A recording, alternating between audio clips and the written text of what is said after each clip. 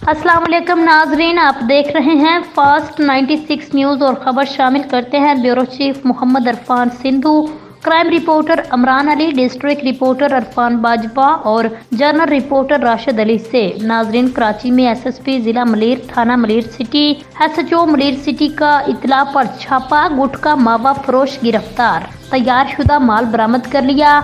Malir city police का खुफिया इत्तला मिली कि दाऊद गूठ में अंदरून मकान गुटखा मावा तैयार किया जा रहा है।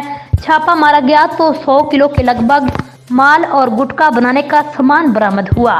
एसएचओ मलीर सिटी का कहना है मौका से एक शख्स को गिरफ्तार किया गया। गिरफ्तार मुलजम ने बतलाया मज़कूरा माल जुबैर और नवीद के 2 का है, जबकि गिरफ्तार शख्स वहीद इन दोनों का मुलाजिम है। एसएचओ मलीर सिटी ने मजीद बताया ये अशखास कुछ रोज कबल भी गुटखा मावा तैयार करते हुए गिरफ्तार किए गए थे। अब जमानत पर आने के बाद फिर से मकरू धंधा शुरू कर रहे थे।